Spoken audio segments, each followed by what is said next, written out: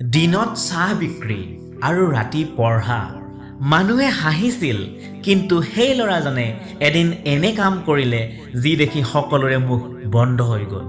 অসমৰ এখন সৰু চহৰত বাস কৰিছিল অভি নামৰ এজন ল'ৰা। পৰিয়ালৰ অৱস্থা একেবাৰে বেয়া।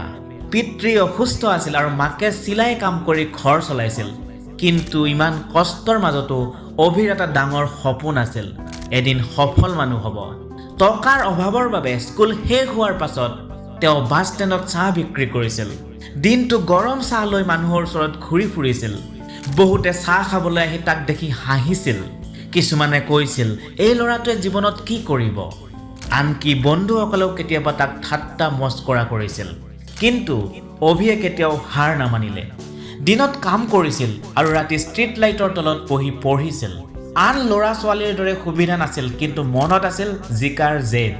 এদিন সন্ধিয়া এজন ধনী ব্যৱসায়ী বাছ ষ্টেণ্ডত চাহ খাবলৈ আহিল। চাহ খাই থাকোঁতে তেওঁ লক্ষ্য কৰিলে যে অভিয়ে খালী সময়ত কিতাপ পঢ়ি আছে। মানুহজনে আচৰিত হৈ সুধিলে, ইমান কষ্ট কৰি কি পাবা? অভিয়ে সৰু হাঁহি এটা মাৰি ক'লে, আজিৰ কষ্টই কালিৰ সফলতা। এই এটা কথাই ব্যৱসায়ীজনৰ মন স্পৰ্শ কৰিলে। তেওঁ ভাবিবও পৰা নাছিল যে ইমান কষ্টৰ মাজতো এজন ল'ৰাৰ মনত ইমান ডাঙৰ সপোন থাকিব পাৰে। সেইদিনাৰ পিছত ব্যৱসায়ীজনে অভিৰ সকলো পঢ়াৰ খৰচ বহন কৰিবলৈ সিদ্ধান্ত ল'লে। অভিয়েও সুযোগটো অপচয় নকৰিলে। তেওঁ দিন ৰাতি পৰিশ্ৰম কৰিলে। কেইবছৰমানৰ পিছত সেই চাহ বিক্ৰী কৰা ল'ৰাজনেই এজন সফল IAS অফিচাৰ হ'ল।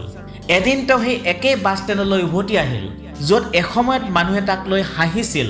কিন্তু আজি সেই মানুহেই গৌৰৱেৰে অভিৰ কথা কৈ আছিল। জীৱনত দৰিদ্ৰতা বাধা নহয়, বাধা হৈছে হাৰ মানি লোৱা।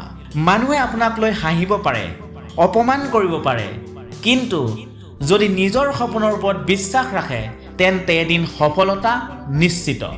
মনত ৰাখিব, কষ্ট কেতিয়াও বিফল নহয়।